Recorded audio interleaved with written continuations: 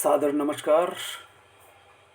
Japan के उम्र-दराज़ लोगों की कहानी और उनकी उम्र-दराज़ियत का राज़ क्या है, इस पर हम चर्चा करेंगे। हर कोई व्यक्ति ये जिज्ञासा, इच्छा रखता है कि वो कैसे लंबी उम्र पाए, ख़ास करके भारत में शतायु होने की एक तरह से बड़े बूढ़ों के द्वारा, संतों के द्वारा, महंतों के द्वारा आशीर्वाद दिया जाता है, शतायु भव। और भारत में ये होता है या नहीं, बल्कि औसत उम्र भारत की आज़ादी के दौरान 30-35 वर्ष थी, जो बढ़कर के 67 कुछ हुई है। लेकिन जापान इस बात को साबित करता है कि वहाँ 100 पार के बुजुर्ग रहते हैं, न केवल जीते हैं बल्कि स्वस्थ रहते हैं, चलते फिरते रहते हैं, देखते हैं, सुनते हैं और अपना काम करते हैं। आखिर ऐसा क्यों होता है? तो पता चलता है कि इसके 3 मंत्र बताए गए हैं। 3 मंत्र है, नान कुरुनेशा, नान कुरुनेशा, मोआई और इकिगाई। इनके बारे में समझेंगे। इसके पहले हम पूरा इस भूमिका को, जो मैं कहना चाहता हूँ कि आखिर जापान में ऐसा क्या है, खास करके ओकिनावा द्वीप पर रहने वाले के बारे में बताया जाता है कि 100 पार के 100 पार के 1300 लोग हैं। वैसे पूरे जापान में अगर देखें तो जापान की भी अच्छी स्थिति है। कोई 95,000 लोग इस उम्र को प्राप्त कर चुके होते हैं। लेकिन एक छोटा सा द्वीप ओकिनावा जापान में भी सर्वाधिक पाए जाते हैं, 1300 लोग। आखिर क्या है इस बात का राज, और कौन सी ऐसी संस्था है जो ऐसा कर ले रही है?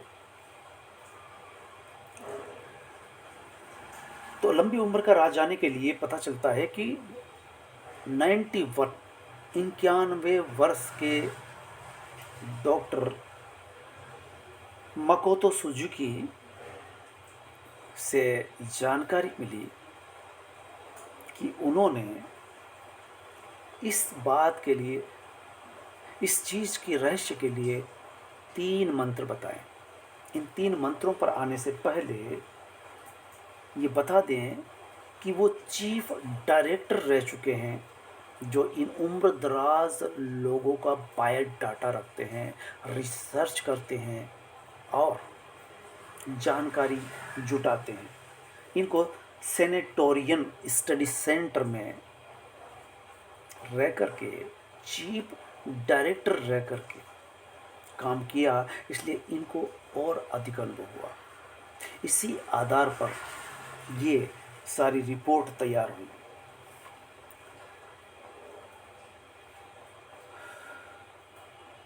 कोई 1975 में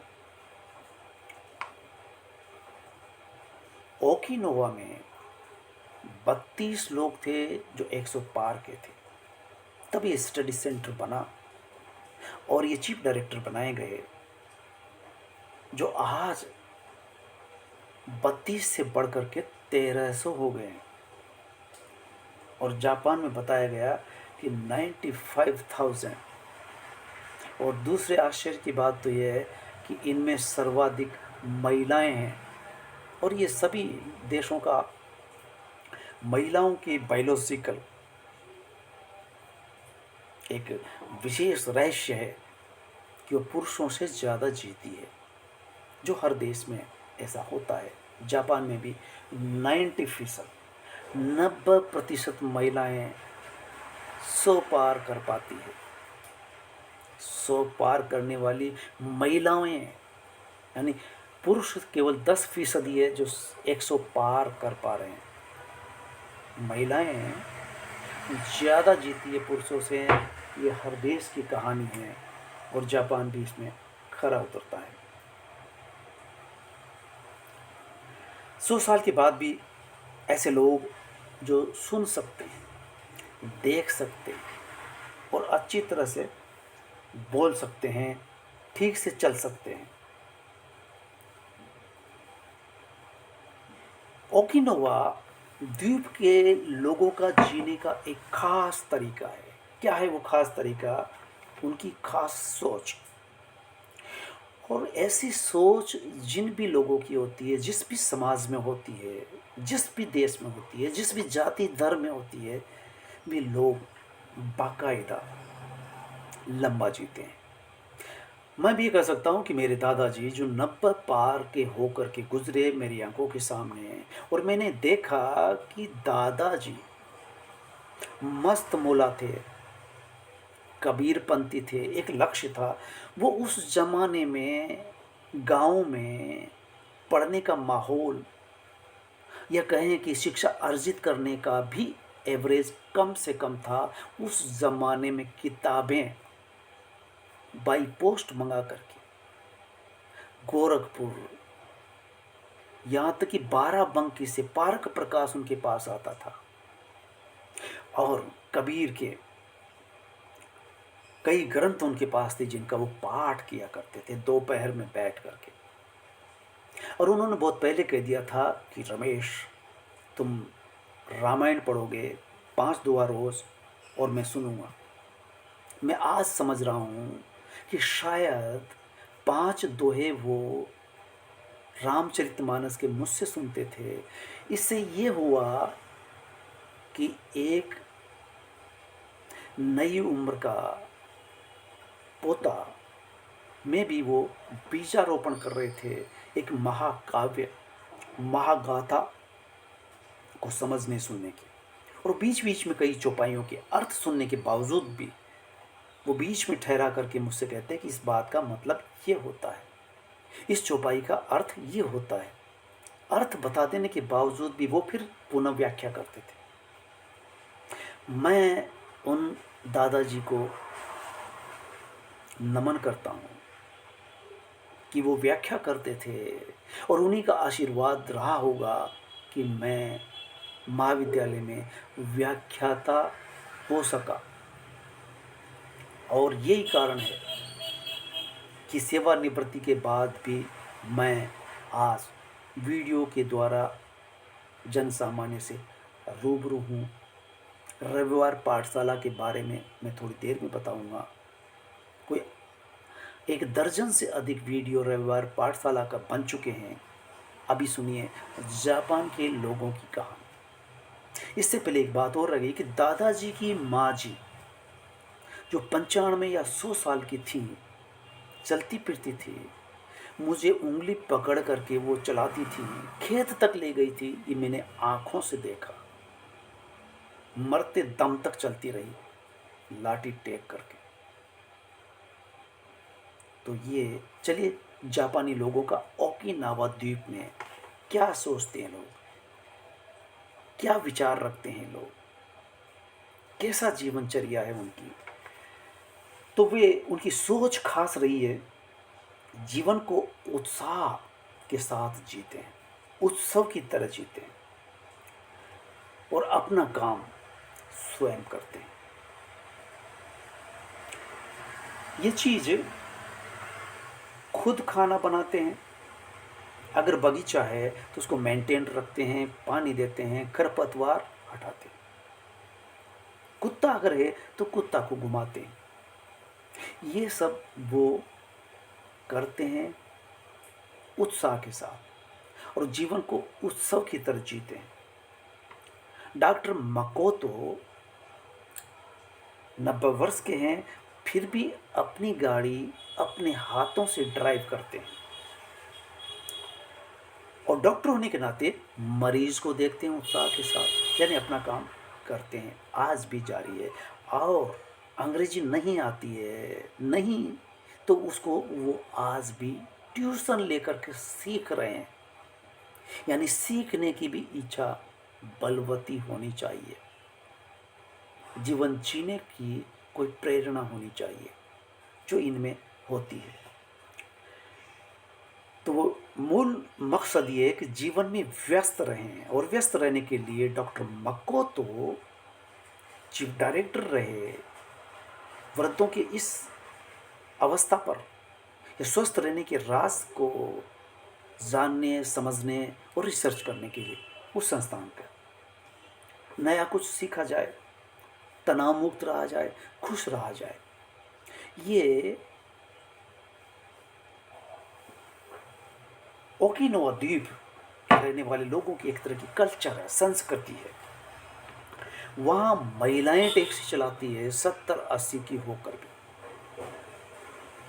यहाँ भारत में गाड़ी ड्राइव करने वाले 90 से 99% लोग होते हैं। आप किसी हाईवे पर खड़े हो जाएंगे, दिन भर में इक्की दुक्की कोई महिला ड्राइव करती हुई नजर आएगी। शहर में करती हो कुछ हद तक, वो बात अलग है, लेकिन बड़े रास्ते पर, बड़े रोडों पर, लंबे रोडों पर एक भी महिला नहीं मिलती। वहाँ टैक्सी ड्राइव करती है। तो महिलाएं भी वो सब काम करती है जो पुरुष किया करते हैं। और देखिए, महत्वपूर्ण बात ये कि हम पार्टी करते हैं, बराबर वालों को पार्टी देते हैं। ये इस उम्र में भी पार्टी दिया करते हैं, साप्ताहिक पार्टी देते हैं। और पौधों को पानी देना, पड़ोसियों से मेल जोल के साथ रहना, पड़ोसियों के हाल चाल पूछना। और अब आते हैं डॉक्टर मकोतो सुजुकी, जो रिसर्च के जो 3 मंत्र बताते हैं। उन्होंने नाम दिया नान कुरुनेशा, मुआई और इकिगाई। ये जापानी शब्द है। अब हम समझते हैं कि जापानी शब्दों का क्या मतलब है, इन पारिभाषिक शब्दों का अर्थ क्या है। तो समझिए, नान कुरुनेशा, नान कुरुनेशा का मतलब इस समाज में होता है जीवन जैसा भी है उसे स्वीकार करें। आप अमीर घर में पैदा हुए या गरीब घर में पैदा हुए, इसे स्वीकार करें। आप का चेहरा मोहरा सुंदर है, रंग से काले हैं, या आप अपंग है, दिव्यांग है, पहले सबसे पहले स्वीकार करें कि मैं जैसा भी हूँ ठीक हूँ, बढ़िया हूँ। अब इसी जीवन को, जो जीवन मिल गया है, उसे स्वीकार कर लेते हैं ये लोग। हमारे यहाँ अधिकांश लोग जीवन से खफा रहते हैं, और यही कारण है कि जो जितना जीवन से खफा रहता है वो बीच में ही जीवन को छोड़ देता है। क्यों कर लोग आत्महत्या करते हैं? सर्वाधिक आत्महत्या 30 वर्ष का होने से पहले ही कर दी जाती है, हो ली जाती है। यहाँ तक कि कोचिंग करने वाले छात्र जो शिक्षा ले रहे हैं, शिक्षा कभी भी ये पाठ नहीं पढ़ाती। शिक्षा का उद्देश्य ये नहीं है कि आप जीवन से हार जाए, लेकिन कोचिंग में ये पाठ नहीं पढ़ाया जाता, रटाया जाता है। सूचनाएं घोंटी कैसे जाए, याद कैसे रखी जाए, नहीं रख पाते हैं। तो असफलता का डर उन्हें आत्महत्या करने को प्रेरित करता है। क्या कारण है कि कोचिंग करने वाले छात्र ज्यादा आत्महत्या कर रहे हैं? तो जीवन जैसा भी है, दूसरा उसे स्वीकार करें। मुश्किल समय आएगा, उससे निराश नहीं होना है, उसका सामना करना है। तनाव किसी बात का नहीं लिया जाए, क्योंकि जो है वो स्थायी नहीं है। मुश्किल आई है, संकट आया है, तो ये भी देखते देखते खत्म हो जाएगा अगर हमारी सोच पॉजिटिव रही। तो सोच पॉजिटिव रहनी चाहिए, तनाव न लिया जाए। उम्मीद रखें, उम्मीद करें कि आप वापस उसी दौर में लौटेंगे जो आपकी गाड़ी पटरी से उतर गई है तो वापस फिर पटरी पर आएगी। पटरी पर उतरी है तो चढ़ेगी भी से, प्रयास करें।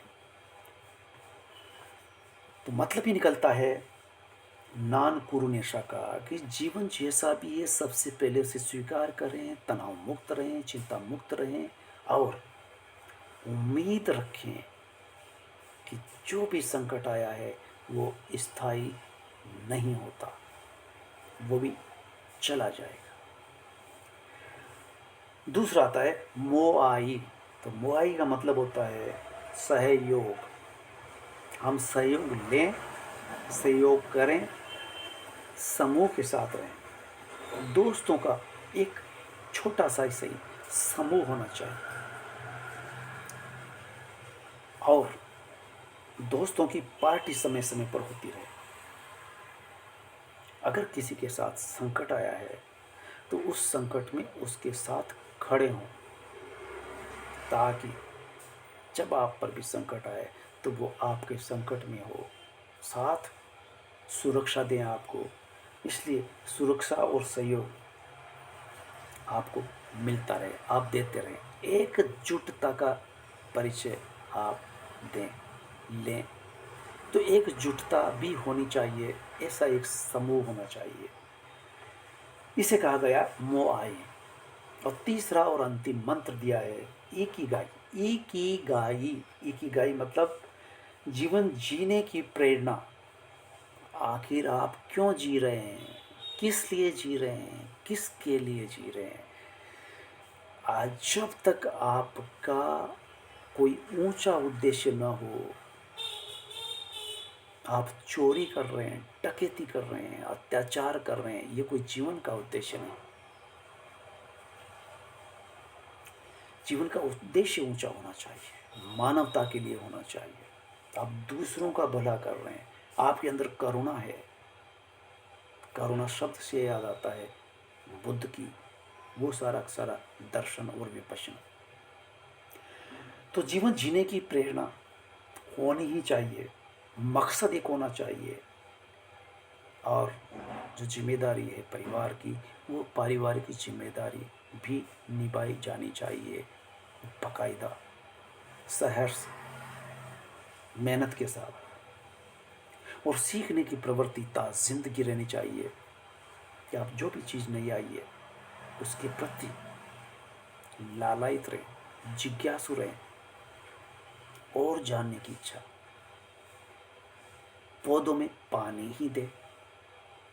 पर्यावरण बिगड़ रहा है, अगर आप पौधा लगाते हैं, घर को हरा भरा रखते हैं, घर में ऑक्सीजन पर्याप्त रहेंगे और इससे प्रेरणा मिलती है दूसरों को भी हरा भरा रखने की, पौधे लगाने की।